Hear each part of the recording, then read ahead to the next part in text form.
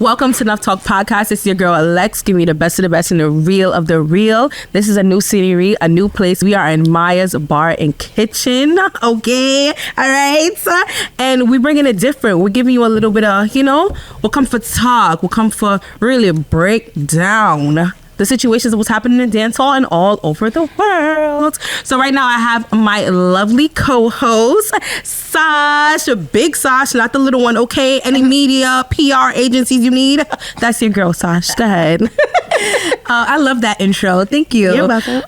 Yeah. Well, first I want to say thank you for putting this all together. Thank you for having me. I think that over the last couple of years, from what I've seen, like with Wagwan Dancehall and just like me coming from like a caterpillar to a butterfly, I think it's just been beautiful to see. And we need some more women in dancehall space. We do need some more women in dancehall. I feel like we need some more thought-provoking conversations. We need some more like storytelling, some more insight. Intelligent, and we need some more like behind-the-scene actions. And we be behind the scenes, so I think we got some things to talk about. Okay. And how did this even start? Right. So we were saying that earlier.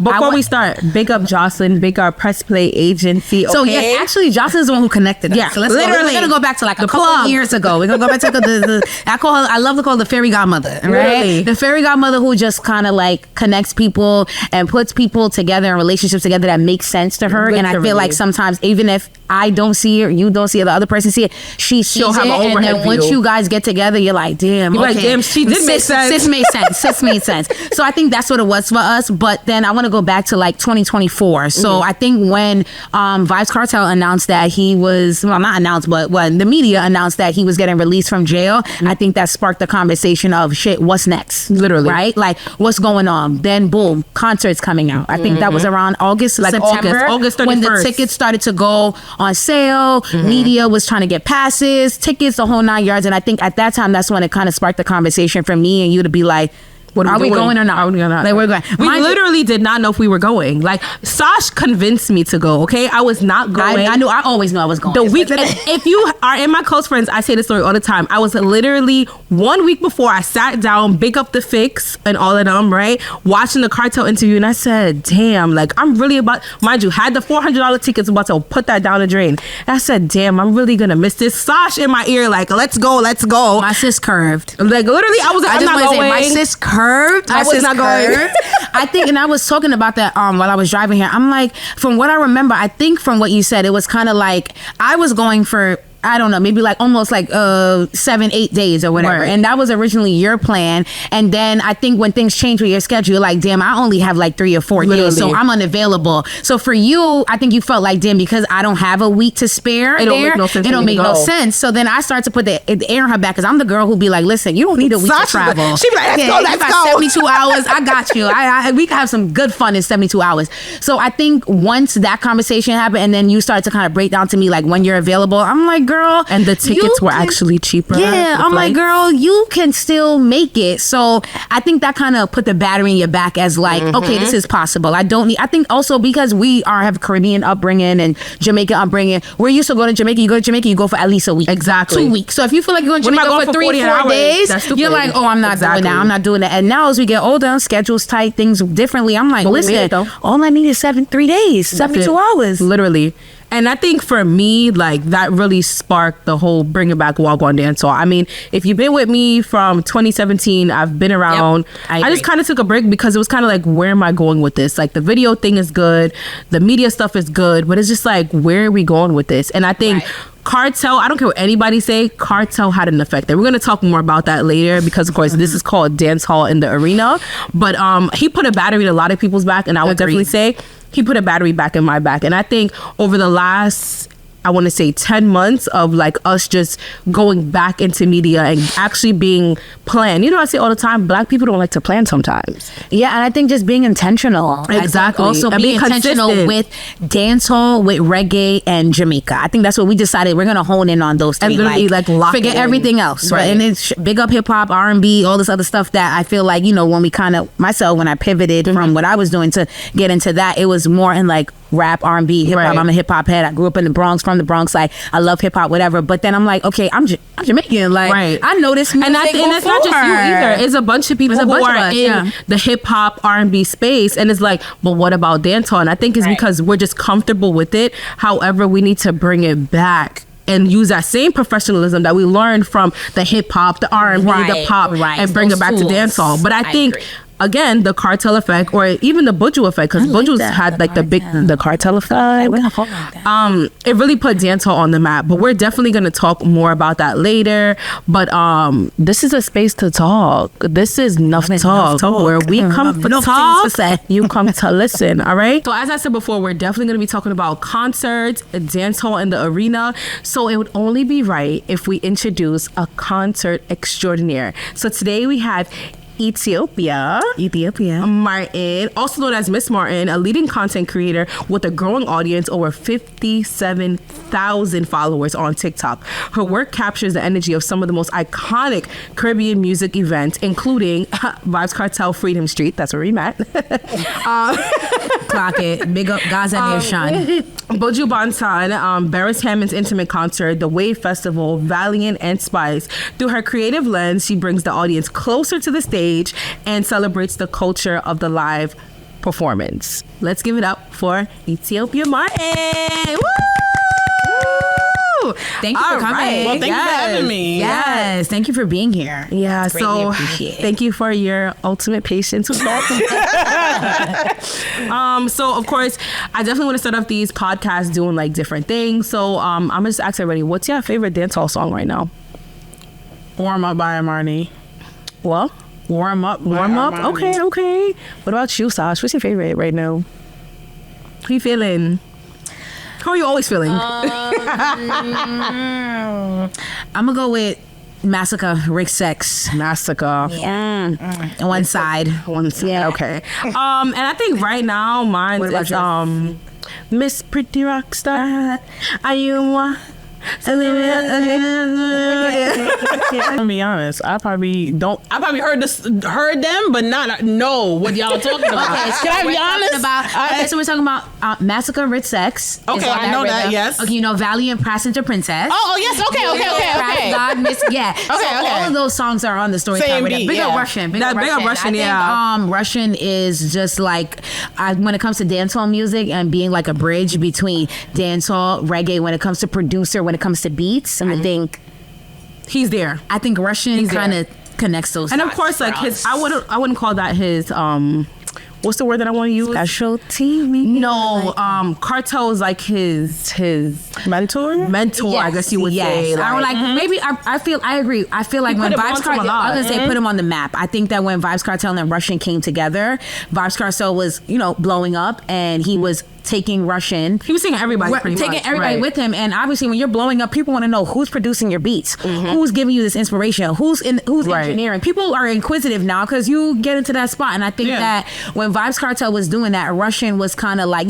following up with that. And a lot of people obviously know Russian, like myself. I got introduced to Russian because I became a fan of Vybz Kartel when I was in high school. I want to say for me it was Tech Buddy. I think that came out 2006, 2005, around that time. That was a while ago, so I went to my age, but I think that when that song came out, it created like a bridge between not just dancehall music and reggae, but the U.S., New York, Florida, Georgia, a lot of the states that have more Caribbean people. I think it became a bridge for us to be like, oh shit, like we're turning this into a movement. Like dance, it's just not a song that we hear on the radio anymore. Like we're moving the needle. Like we're really a movement now. Like even, I don't know if you guys heard, but last year the CEO of the Recording Academy was saying like, he's open to creating a dancehall category. Right. Because I heard guess about what? that. Reggae is no longer, reggae and dancehall are not the same, right? And I'm a member of the Recording Academy, and I just be like, I've been wanting to be involved, and I'm always about just being the change you want to see. It's always good.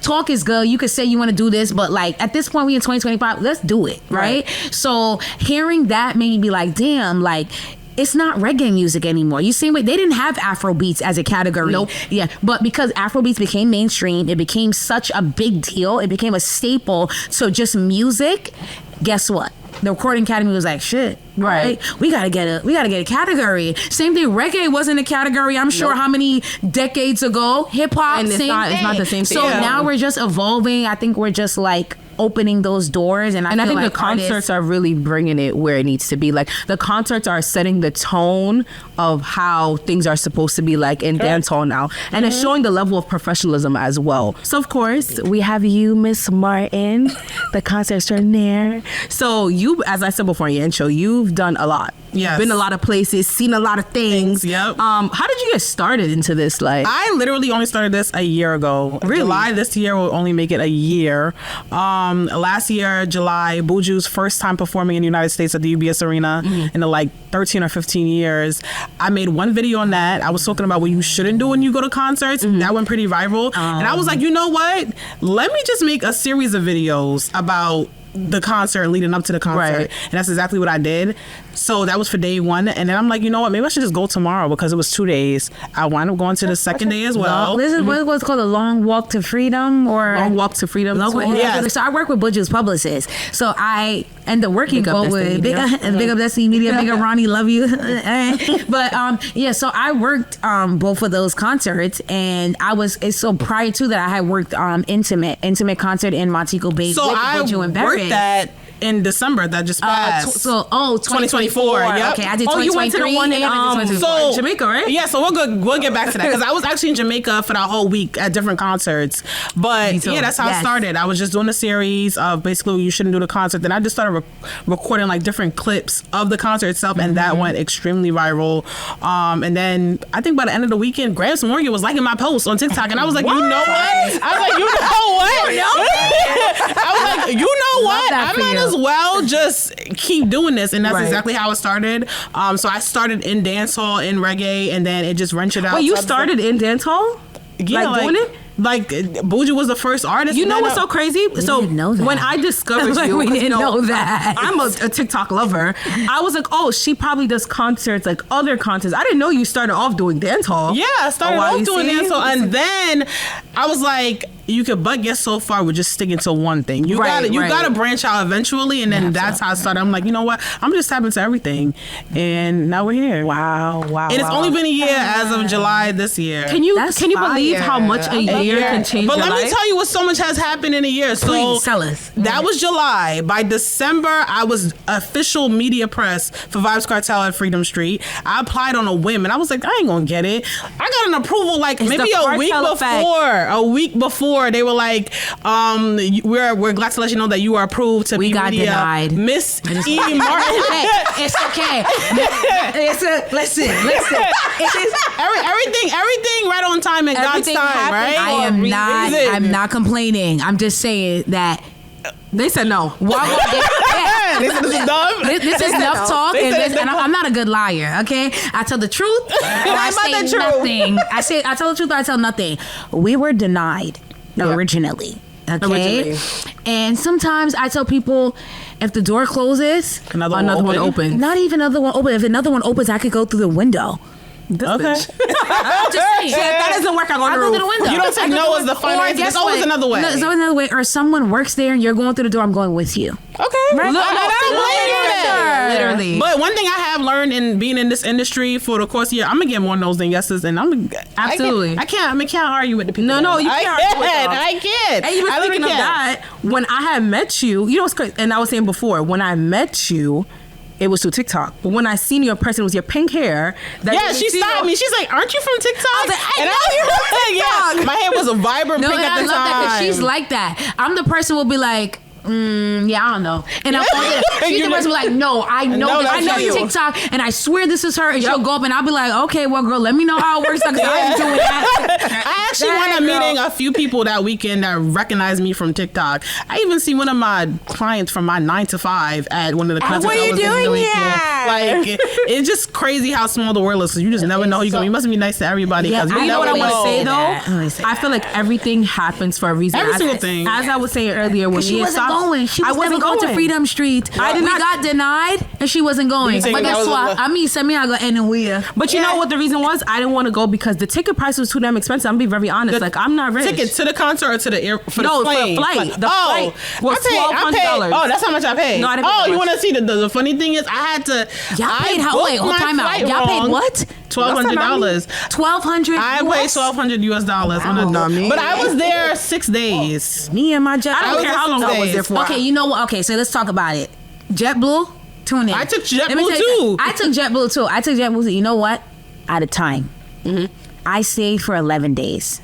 My ticket was about, I think after tax, about maybe 400. How? 20. Because she came after the rush. No, I came 11 days. Remember, you landed at 9 in the morning. No, she left after the rush. After the rush, true. She got there. We came there the same day, right? Which was the 30th. The 31st, yeah. The 31st, excuse me. She got on the morning flight, which I believe was 5 a.m. 5 a.m. So wait, you guys got there the day of the concert? I got there the day before. So that made all the difference. She got there in the morning around like 10 a.m. I got there. My flight ended getting delayed, and I got there about 6 p.m. Remember? And remember, so the concert started at 7 p.m. When she got on the flight, she texted me like, "Yo, this flight full of Jamaican literally people." They said Gaza Nation rise. The flight attendant, big up JetBlue flight attendant. As they landed, Gaza Nation rise. Right. Like the JetBlue, she texted me like, "Oh my God, I just landed." I said, "Okay, no problem. I'm about to head to the airport." She was like, "Everybody in this flight must stay at Freedom Street." Because guess what? The flight attendant came up and said, "You know how they clap, everyone, thank you for coming, welcome home." But they know a lot of people. She was like, Gaza Nation, rise. Yeah. Kanye was not up. Everybody up, ready for Vybz Kartel. So when I get to the airport now, my flight is delayed. I was supposed to get there from 5 p.m., right? My flight gets delayed, so I don't get there till 7 p.m. The lady goes, and I had went to Jamaica like maybe 5-6 times prior to in the last like 7 months. So they start to question what you're doing here, right?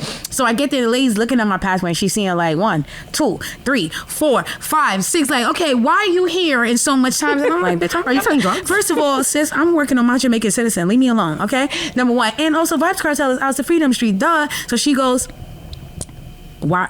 You know, what's your visit for? What they asked, how long is your stay? What's your visit? When I looked at her, I said, 1 Freedom Street. She was like, looked at her thing.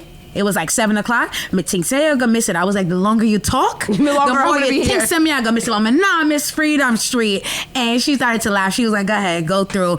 And I think from that moment there, for me, it started to click like, this is it. I better take advantage because right now, this is New Year's Eve. I feel like it sets the tone for what my 2025 is going to look like, right? And I feel like, again, with me and her, we didn't really know exactly maybe the direction we were going to go. Nuff Talk Podcast, none of this stuff was in the works, right? We just figure out, let's just do this together. And when we get back to New York, we just figure some shit out. You get what I'm saying? You know what I want to ask you? What was your moment when you said, shit, I should take this shit serious now? I think it was that same weekend that I started doing this. All my videos had like over 10,000 views. What, for Kartel? No, for Buju. For Buju? That's literally so when it hit. So you did intimate? Oh no, I'm sorry. Okay. Long walk to Freedom Street. Yeah, that whole weekend. Oh my God, long walk to Freedom. I went as a regular audience member, not in the media. USB Arena, Long Island, New York. Yes, exactly. Okay, so we're in New York. Okay, because I was getting mixed up with intimate and Barris, but because that was all the same week. That was a couple months after. So Buju is in July. Yes, and exactly. Then, and then New Year's every year is Buju and Barris. Exactly. Okay, so you did that, and then.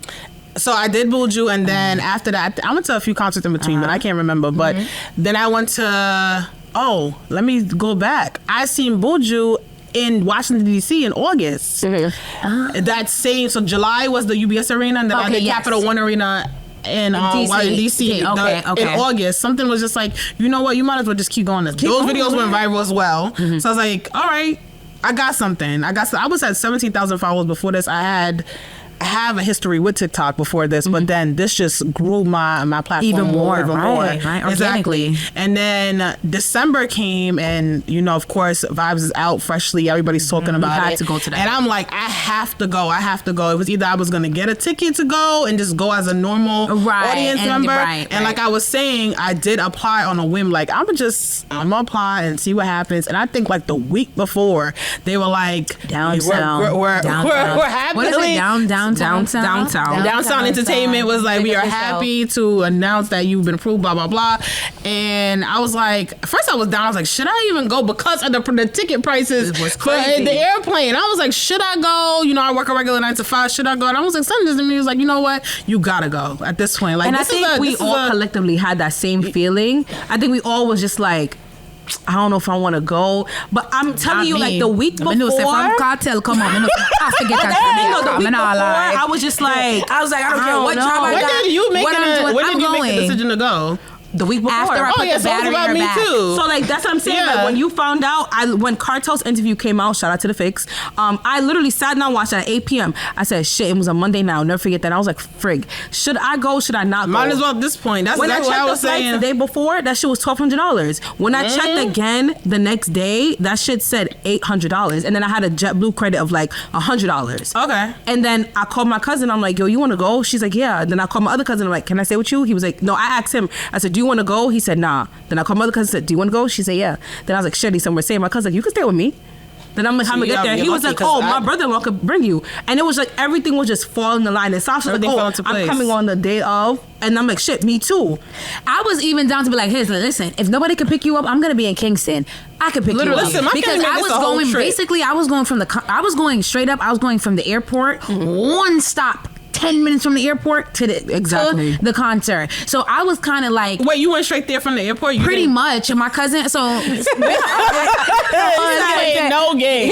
Big up my cousin. Big up Witty. So my cousin lives about, I would say, 15 minutes from the National Stadium, right? And which is about, I would say, maybe 20 minutes from the airport. Different directions. So my cousin already knew what I'm on. So I said, listen, when you come to get me, I need everything in order. You get me? When I get to your house, I need a shower, I need my clothes, I need everything. So I already went 30, 40 minutes to just get myself together and then straight to the airport. So when she was like contemplating what, I'm like, listen, girl, all you gotta tell me is what is the issue that you're having, and I'm gonna rectify it. Literally. Why? Because I need you to be here. Yeah. And mind you, we didn't have this conversation, we had nothing going, but I just wanted her to be there because I just figured, yo, we could just do something. Right. I don't know what we could do. I'm not gonna front like I had it all planned out. I did not. Right. I just figured we need to be together and be there, and this shit will flow. Yeah, and it did. And now we're here. And it all worked out. And I think one of the things, and then we'll get more into like a little bit more about concerts and stuff like that. I think one of the biggest thing about being like a content creator, anything, is just trusting your intuition. Trusting your intuition. I think that's the best thing to do,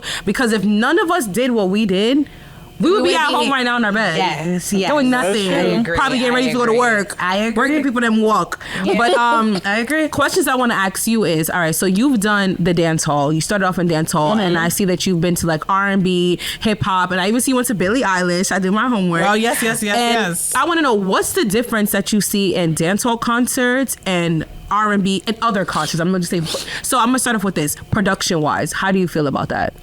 So, can we be real and raw here? I don't give a damn. Production? You mean like visuals, or you mean behind the scenes? So, all right. So, for example, I feel like dancehall has a lot of creativity, but I sometimes feel like the timing messes up a lot. Time management? Can we put that on top of the list? That's what I'm Organized? Can we put that on top of the list? We need a little bit more organization, a little bit more time management. And I'm talking about behind the scenes. I'm not even talking about being a regular audience member, because if you are a regular audience member... So give us the feedback of both. Sometimes you don't really know what's going on. As a regular audience member, you're going to think everything is normal. Like, you're just in the crowd. Most of the time, the DJ's playing. You're not realizing time is flying, and the concert tickets at 8 o'clock, and then 9:30 pumps still didn't see the artist, and there's no artist, and sometimes and the artist comes on at 11:62, same shit. I've been to concerts where there's no opener, and sometimes time is just flying, and it's 9:30, and you realize, like, damn, a lot of people don't notice that venues do have a curfew. They do have to stop at a certain time. Like the Barclays specifically, I believe midnight, 12:15, the latest, and that's they really pushing it if you're still in there by 12:15. So if you're not coming out till 10:15, you're giving me an hour and 45 minutes worth of a concert now. And that you paid $400 plus dollars. Like I said, they get away with that. You talk sometimes, and I'm not really getting a performance if you're talking, you're whining, y'all sweat, y'all. Okay, we're gonna get into that, because she did ask me, like, what are the difference between a lot of the concerts. Like, I will say that dancehall, we get away with talking a lot of Smack. On stage. That takes up a lot of concert time. You don't even realize. They stop the music. We do enjoy it. The commentary, the experience. The commentary, we love it. That makes us us. Mm-hmm. But a lot of the times, it can be a filler. Some things do be going on backstage that we don't know about. They're trying to bring a surprise guest and the guest is not ready yet. Here they go talking on stage. We can't find my song. Go with your song. Exactly. Here they go talking on stage for 45 minutes, and then you realize like, damn, you only got an hour of concert left, but they get away with that because a lot of people already had 4 drinks down their system. We don't even know what's going on. I have a question for that. As someone who's you've been a concert goer, right? Mm-hmm. We know what that term is. For those who don't know, let me explain. A concert goer is someone who purchases a ticket and they just go to the show as a supporter, right? Mm-hmm. And you've also been media, meaning you're booked to attend this event and you're booked to cover it, whatever that looks like. Cover it sometimes is a list of different services, right? So it could be media coverage, could be interviews, could be content, whatever the case may be.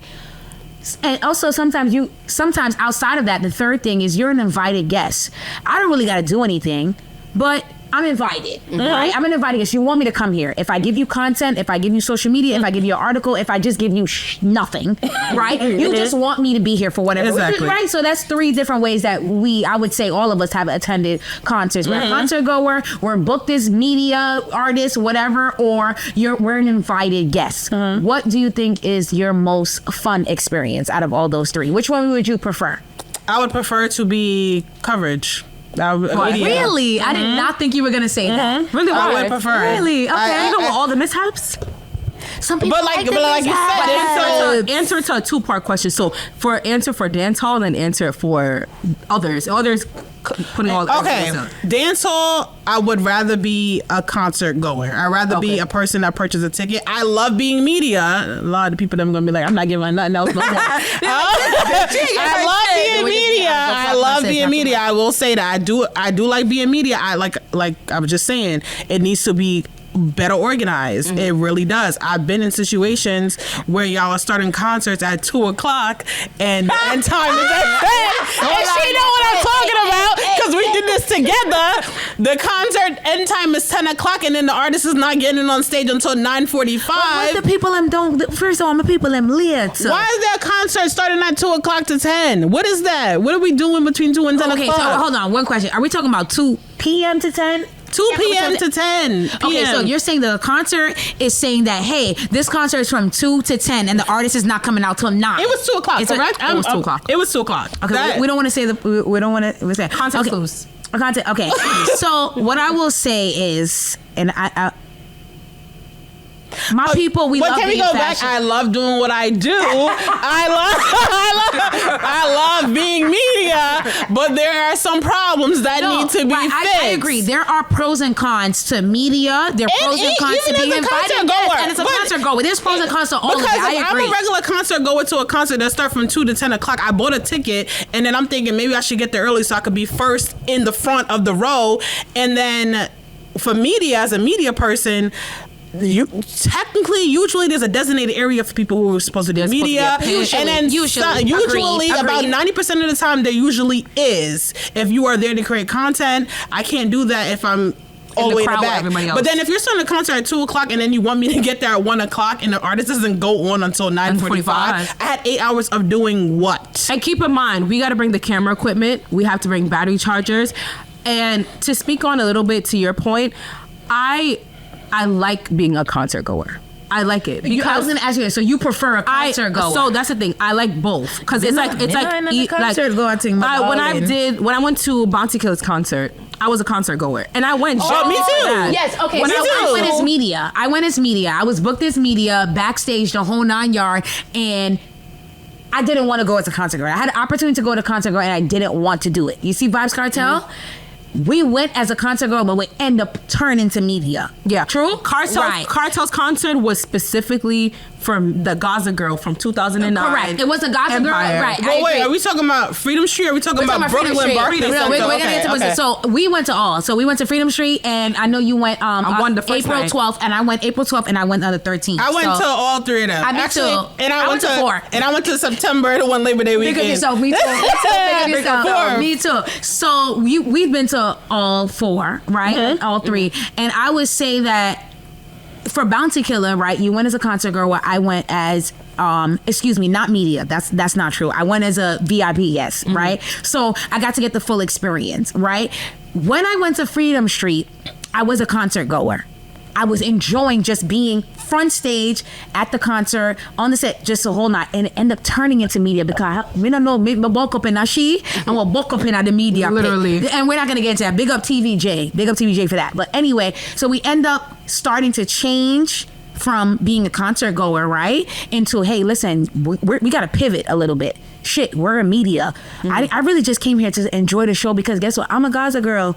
Guess what? I'm just coming here to enjoy the show. Remember, so we got denied originally. It's cool. But so can I say that Freedom Street was one of the most, when it came to media, I don't know about as a concert goer, was one of the most organized media.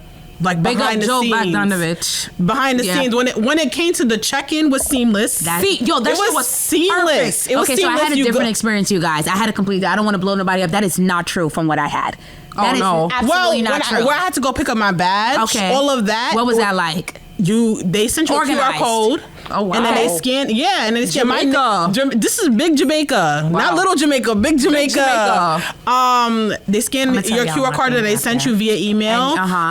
They gave you your badge with your face printed on it with your name on it, and then you went to your designated area, and then they supplied drinks. So like.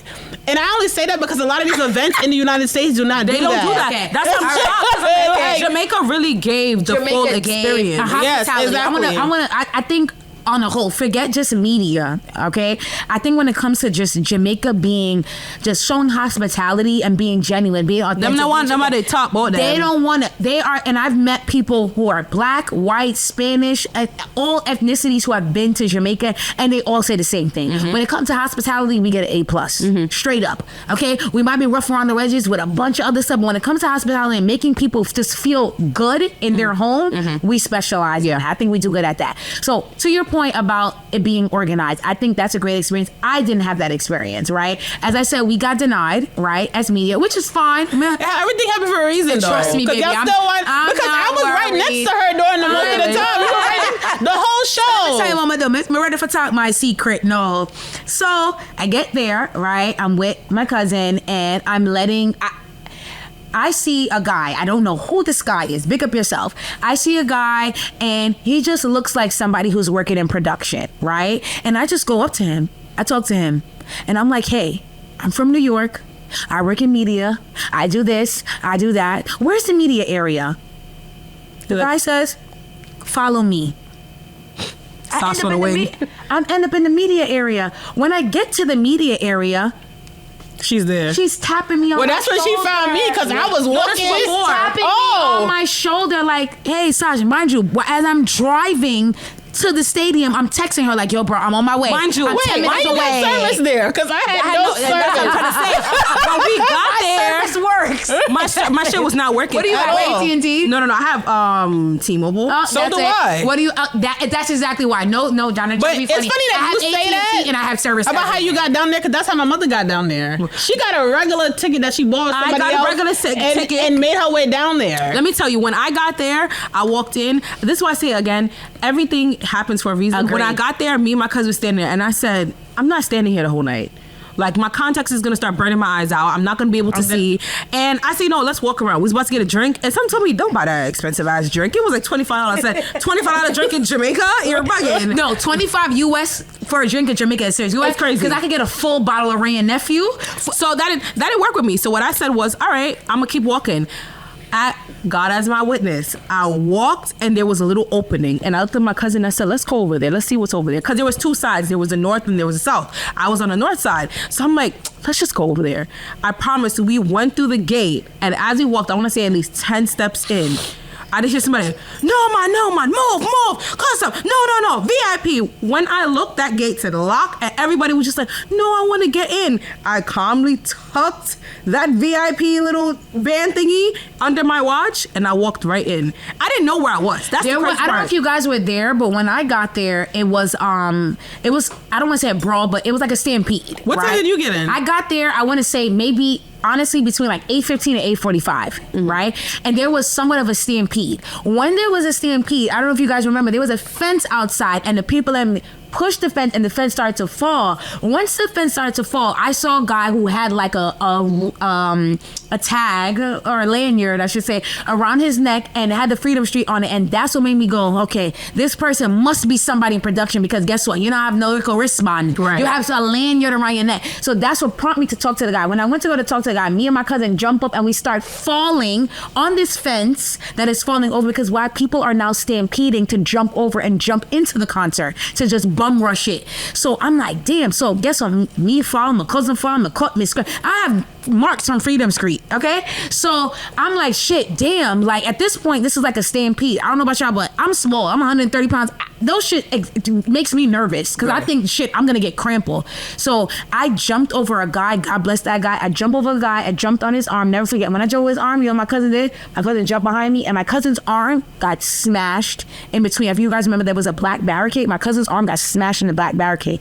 As I'm trying to help my cousin peel off of the freaking barricade, this guy with the lanyard that I was already like, hey, what's up? Then I have a little friendly conversation with, I see him, and it looked like he was trying to fake help us, and I kind of just lean onto him and say, yo, I'm doing New York media, I'm doing this, and that's what really got so there was somewhat of a stampede before the Freedom Street concert, right? And I then saw people like TikToking and things after, like as though it's chaotic, right? We got a lot of foreigners, we got people from Jamaica, everybody's here at this point. I think that came down to time though, because if you came at a certain time, it would like your experience as well. You came as media, I came as a regular person. When I walked in, I even have a video of it. It was fine. Like, when I walked in, it was fine too. There was no crazy. And I think as soon as I got there was a stampede, and after that, remember, I got a mark on my arm. Remember, because I jump, we skip, we do all this stuff. Once we get for it, and I'm starting to explain the guy, God bless him, he went to, I guess, his production manager. It looked like he was a production assistant, right? Or stage manager, or whatever. What time did doors open? I got there, like I said, between 8:15. Remember, my flight didn't land until 7 o'clock. I went, literally got dressed, and I went straight, after I left my car, I went straight there. So this is between, I would say, 8:15, 8:30 What time did you get there? I got there like 7:30. I feel like that's around the time I got there. Because it said doors open at 7, if I'm not mistaken. Okay. So I said, okay, boom. For me, and I go to concerts, I work them, I do whatever. Once they say doors open at 7, I want to get there at 8:30. But the thing is that I knew that. But this is the problem. A lot of people do that same thing that you do. And they do. Yes, we do. They're guilty of it. I'm the person, if you say doors open at 7, guess what? 9 o'clock, it's time you. On my TikTok, I make it my message to tell people, you please get there on time. But you see, nobody wants to get there early because nothing's going on. It's boring. But this will transition into why artists come late, though. If we really talk about it and be honest, because they're comfortable. Because not even that they're because the crowd don't know time. I love my people, but we don't know time. But that's what I was saying. A lot of it has to do with all the pre-things that happen before the concert. And when we get in the concert, we're eating. The bar line is extremely long. There's so much going on. So let me ask you a question though. Let me ask you, for R&B concerts, right? What's the different vibe? Because I know they have opening acts, but in terms of organization, what do you see that you don't see in the dancehall space? So I don't think I've covered any media for R&B specifically. I have. Not R&B, but like the outside of dancehall and reggae. Or like rap, hip hop, anything outside of reggae and dancehall that you covered. What is the difference that you see? Yeah. I will say the time management is a little better. Okay, I agree with that. The time management is better. Okay, so behind the scenes, I will say that communication can be a little bit better. I feel like when you are working behind the scenes in dancehall, there's some lack of communication there a little bit. There is. I can see that. Yeah, there definitely is. Whether it be like, am I confirmed to do this at this time? Like, I need a confirmation. People need to make plans. But I've also seen that in doing R&B. Do you think that is because, and this is my opinion, I feel like it's because Caribbean people have this weird comfortability aspect to them where once you know they're Caribbean, we all just, what I mean. You know, they Jamaican. Yeah. That's our favorite excuse. They Jamaican. We already know. Like when they're, and I feel like this shows, I mean, Freedom Street, I mean, granted, I've only been to a few concerts, so I don't have too much to say. But wait, let's go back. You see the difference between, Caribbeans are not going to go on the internet and be like, this person took 2 hours because they know. Because we already know. But if you do that at an R&B or any other artist concert, people are on the internet. Well, I don't know. I think I might disagree because I went to Massacre's Amazora in Queens. I went to Massacre's performance at Amazora in Queens. I would say, I think that was the end of 2023, and it was great. Don't get me wrong. It's 2,500 people. Line is 4-3. 3-4 blocks around the corner. But the next day, people were complaining. There were people there that were 10 o'clock, and guess what? The men them don't come on stage till 3 in the morning. I went to Valiant in the beginning of 2024, the same thing. But you know what people I can say though? They complain that we're standing and we're waiting too long. I get here at 11 o'clock and I don't get to see the artist perform until 2:30. But we have to keep in mind, you get what you pay for. If you pay $65 for an artist, you're gonna get $65. But okay, if I pay $65 for an artist, that doesn't mean I need to stand around 3 hours and wait for you to come. No. But what I'm saying is I would say they need to have more. Chris Brown, acts. Usher. Okay, who else is on tour? SZA, Lizzo, Brandy and Monica. Brandy and Monica. Guess what? They're not having their audience wait 3 hours. Let's talk about it. I love my people, but they're not having their audience. But that's what I'm saying though. Like Like for example, for Kartel's concert, we didn't wait that long for Kartel. No, for Freedom. I feel like he was on time. He was on time. He was. What I'm saying is that we didn't have a lot of time with him, but he had opening acts that were coming in to entice. Oh, the entertainment. But what I'm saying is those $400, $500 prices, you pay for more. When you pay $65 for, I get what you're saying. You know what I mean? Yeah, because that's right. They good for a $45 early bird special. Hold on, I would say though, at the end of the day, you pay $65, you're gonna get $65. Yeah, I get what you're saying. But doesn't mean it's right. Exactly. Doesn't mean it's right. Wait. Let's talk about the money. All right. Valiant, we're gonna say, let's call it average $60, right? Amazora, New York, right? Vybz Kartel. He actually has a concert coming up at the end of November. 136. Valiant. He does? Yeah, he's on tour. Oh yes, I did see that. Yes, I know some people. Yes, I was just looking today. That. His tickets start at $75. He's gonna be at the Brooklyn Monarch. I saw him at I saw him at Amazora. I saw him at I see him at Wave Music Fest. Yes. The Shashi Experience in Jamaica in May of 2024. Him, Raja Wild, Sken, Bika, all of them or whatever. And I don't care who you are, right? I don't care if you're Vybz Kartel, Bob Marley, Michael Jackson. I don't give a flying shit who you are. Yeah, I don't care who you are at this point. Chris Brown, Usher, I don't care. Drake, Jay-Z, Beyonce. I don't care who you are. Whether it's $60, whether it's $120, or whether it's $2,000, I think it is unfair for a concert goer, a media representative, a VIP guest to sit down and look at the stage and wait for you to come on for 3 hours. I don't care how much I pay. I think it's unfair. I agree with you. And I love these artists, but I just think it's unfair.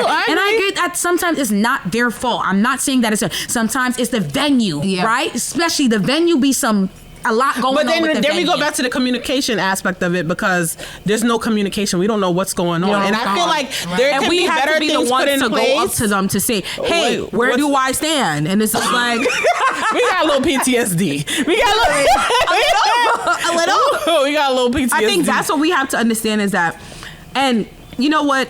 This is a podcast, so next time we're gonna get the promoters on here so they can explain it. We got a couple. I think my thing is with dancehall concerts. I've been to only one outside. I went to Burna Boy's concert, and I did have to wait. Doors did open at 6. He did not come on until. What show was this? When was that? This was like 2023? City Field? No, City Field. I was there. Oh, wait, I went 2022, Madison Square Garden. But he didn't come out. But he had opening acts. This was last. He usually has 2 DJs. I'm not gonna lie, I got there late, so I got there right before Burna Boy. Okay, so as somebody I love Burna Boy, by the way. Me too. I've seen Burna Boy in concert 7 times. Oh my God, my first video, fun fact, I only did one music video, and it was a Burna Boy. I love Burna Boy, but I will say, I mean, the only time I've ever seen him where I had to wait a little while was when he first got like mainstream. This is back in 2018. I see him in Atlanta at a nightclub, and we waited a couple hours. That's when he first started. But now, those are the best experiences. Yeah, right? I paid $40 for that ticket. Right, you pay $40, and it's somewhat like you're getting a caterpillar before it becomes a butterfly. But at that show, he still had openers. Mm-hmm. Even at the concert, I went to DC to see him last year. He had an opener, and he had, once again, DJs coming out. There's some type of entertainment. Some of these concerts don't have that, and I think that's what they're lacking. Actually, no, and I could talk a little bit about Bounty Killer's concert, because which one? So the July in Barclays with Movado and Massacre and Idonia. Yeah. What I would say, and I appreciate about that concert, is that I got there on time. There was opening acts. Mm-hmm. There was mainstream dancers, opening act mainstream, too. not even just mainstream, but he brought on his own artists that he has. There was DJ back and forth conversation. We were entertained. We were pretty much the whole time, from the top to the bottom, even down to the last bit when Bounty Killer was doing his last little spiel at the end. See, it was I didn't know that, but that's what I enjoy about it, and I feel like these new age dancehall artists kind of like transition the conversation a little bit. They need to understand, one, how to read the crowd. Two, not only how to read the crowd, but and this goes for the promoters too. If you're booking a big set of a bunch of people, you can't just have them sitting there doing 2 songs and rushing off the stage. I don't want to hear them cut my time. I don't give a fuck. Like, I don't care. What I want to hear is organization. I don't want to see the artist going back, speaking of that, speaking to the DJ, fix this, drop that. What I want to see is more organization. I feel like that's what's going to bring dancehall to another level. The concerts is what's showing, is dancehall worthy enough to be on that level? What I will say, in the past year, dancehall concerts we've gone another level since. Yes, we're out of those small venues. Yes, literally. And we're in so arenas. We're not stadium. I don't remember, but we're not stadium. There being so many dancehall concerts like there is now. Like literally every time I look back, there's something else. I'm announcing something else, and that's what I do. Even when we talk about even when we talk about from Freedom Street, when we really, after Freedom Street, I think we were like, okay, listen, we got something good here. I don't know, we don't have it mapped out, but let's just keep this going. Right, but right after Freedom Street was Reggae Fest. No, Labor Day weekend. We're talking about Freedom Street in Jamaica. Let's bring it back. That's where we kind of like linked and was like, whatever. And then after that, I know you left, but I went to Mobe to do the Butcher and the Barris. But let's bring it back. Concert. Let's bring it all the way back. Before the Freedom Street, before that, all of these dancehall artists got their visa. Every single back to back. Not all of them, but back to back. There's some that don't even have their visa. Big up Popcorn want to get their visa. So what I'm saying is that it's not about all of them getting it, but notice from they got it. Remember, all of them, they've been to America before, for the exception of Popcorn. They've all been to America, and I could be wrong about that. Don't quote me. Not all. When we say most, yes, but most of them have been to America. But you're right. And I feel like they learned from the first time, and I think big ethnic age has a lot to do with it. The first time around was like, I'm just getting my feet wet. I'm trying to figure out moving all over the place. And Vybz Kartel spoke about this. Bounty Killer spoke about this too.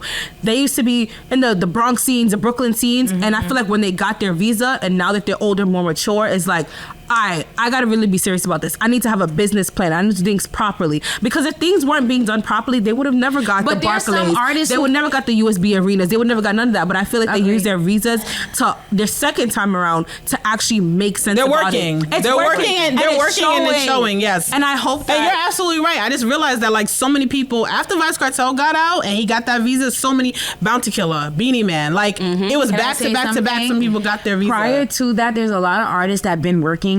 Remember, Vybz Kartel was locked up for 13 years, right? There's a lot of artists who've been putting in a lot of work for 13 years, and because Vybz Kartel being locked up, because blackmail, politics, whatever we want to call it, right? And I'm just loose lip. I'm being very loose lip. I'm not being too literal. There are artists who have been putting in the work, and for whatever reason, they weren't getting a visa. They're putting in the work. The numbers show. Everything show. Vybz Kartel coming out did open up the floodgates. Let's just talk about it. But there's several artists who've been putting in the work who deserve a visa, and they didn't get it because why? One bad, quote unquote, not bad, one apple spoiled the bunch. And that harmed a lot of dancehall. That did a damage to the dancehall music of the community, right? As far as it comes to artists taking their song from being dancehall reggae to being mainstream, Vybz Kartel coming out of jail has definitely been an advantage. But let's talk about the artists who've been we can't just only give. I mean, as much as I love Kartel, we also have to give it to Buju too, because Buju was the one who lit the flame. I remember Buju's the one who went to jail in America. Yes. Let's remember that. And not for nothing, and I say this all the time, and I'm so glad you brought that up.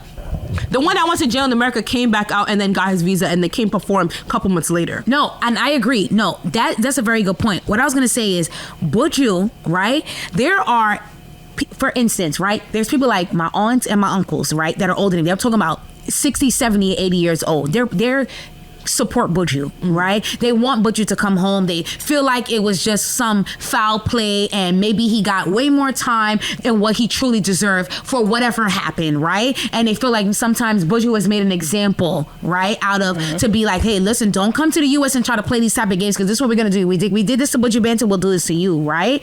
And I feel like when it comes to Vybz Kartel, there's a lot of art, a lot of 60, 50, 60, 70-year-olds who are like, Oh yeah, I agree with that. I don't care. I went to Jamaica straight up. When Freedom Street came, I went to Jamaica and I straight up talked to my aunts, my uncles, and their friends who are 50, 60, and 70 years. I said, how do you feel about Vybz Kartel coming out of jail? You know what they said to me? Where is Lizard? And I said, how do you feel about Buju coming out of jail? Free Buju. Free Buju. So there's so many, there's different aspects of it. And that's right there when we talk about reggae, right? When we talk about Buju Banton, and we talk about dancehall, we talk about Vybz Kartel. Why? Because a lot of people who listen to Buju will not listen to Vybz Kartel. And there's people like 1, 2, and 3. I listen to Buju and I listen to Vybz Kartel. And people feel different. So some people are not in support, especially when I say some, I'm talking about the older generation is not a support of quote unquote Vybz Kartel. He promote gunman, gun gal, this, that, and the third. Some of them are not really interested in that. We feel like you need to be quote unquote free, right? And there's people who are older than us who feel like, you know what?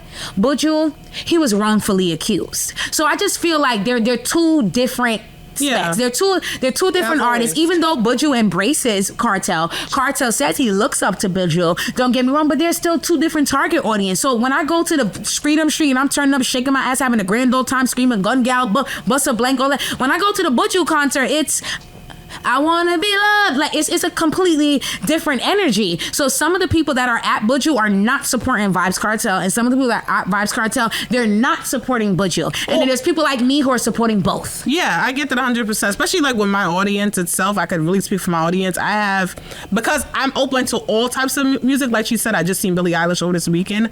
I've learned over the course of a year, like you have to broaden your horizon. You have to dibble and dabble in different areas. Like Buju, going to his concert opened up a lot for me, and then I seen him July, and then I went to see him at Capital One Arena, and then I think about it, like I went to see him at the Barclays Center in November too, and then January came and I went to the intimate concert with him and Barris. So like it opened up a lot of doors. What was your first dancehall or reggae concert ever?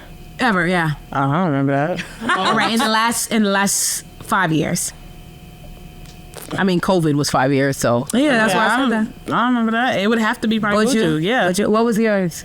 What's your first dancehall? It doesn't have to be 5 years, just in your lifetime. I don't even know. I mean, I've been to so many. Like, I've had family that's in media and stuff like that, and my aunt was in pageant. So what was your first? I never even knew that. What was your first? My aunt was in a pageant like years ago, like early 2000s, and they had, I think Elephant Man came out and Richie Stephens came out. So that was like my first time being exposed. But where's the women at? There's no women in the dancehall space arena aside from Spice. Shensia, Jada Kingdom, and I'm talking about big arenas. Why are they not headlining? Like that's the next question. And I feel like just us alone. Wait, have you guys ever seen Stark Ashley in the States? Yeah, I've seen her. I have not. I've never. I've seen her at. I know she's performing in the States, but I haven't seen she. And when I say performing in the States, I think what club appearances and like club. I've never seen. It's me. I've never seen her at a. Stage presence, like a big arena. I've seen Jada Kingdom. I've seen Jada Kingdom at Amazora. No, but I'm talking about like at Rolling Loud. I've seen her a bunch of times. I seen Shassi at Rolling Loud and Hot 97 Summer Jam. Yeah, that's what and the Caribbean Music Awards. But I have not seen. But I mean, like performing wise, I have not seen any women that actually know how to come. Not saying that they can't command the stage, but I haven't seen them in the media space in terms of like arenas. The only person I've seen that's been hailing the longest time is Spice. Yeah, and I feel like women need to. And I know it's hard. Working in media, dancehall, we already know it's hard. The men will only just support the men, which is some real, I'm not even gonna say it, business. But I feel like the women but I feel like those hierarchy men need to also recognize women as much as Spice is Vybz Kartel is recognizing Spice. Each and every show he goes to, for the exception of few, Spice is right next to him. The Barclays Center, Freedom Street, in Europe, Bahamas. I think they run with the king and the queen of dancehall, right? Because I think our generation have grown up on when you ask me, oh, what's some of the first dancehall songs that you heard that you love? I'm gonna say Vybz, Kartel, Tech Buddy. I'm gonna say Spice, Rampin' Shop. Right. I'm gonna say things of that nature. Now, if you ask somebody that's about maybe 21, they're not gonna say that. You get what I'm saying? They're not. So they're not, and that's just. But what that's it my is. point, though. There's nobody else to say Spice and Kartel. Like, when are we gonna, and I love them, don't get me wrong, but when are we gonna emerge more, and I'm speaking specifically for our female artists, is when are we gonna emerge more into that female artist dance arena space? There's think not that much. And that's I the agree. problem. But I isn't think that that's much. for all genres of music. I don't think that's just for dancehall. I think that's for all genres of music. But if we look at Beyonce, when Rihanna used to perform, we look at all those other people. Look at Brandy and the Monica tour. They're touring, they're headlining. So what is it that women in dancehall need to do, or do they need to do anything, or is it more so like a stifle? Honestly, a generation thing. I don't honestly, and this is just, I'm not, forget me being media and doing all this. I'm just going straight as a person who has a good keen ear for music. I think honestly, some of the women, not all, right? I'm saying like Spice, Shensia, Jada Kingdom, Chanel Mayor, Stark Ashley.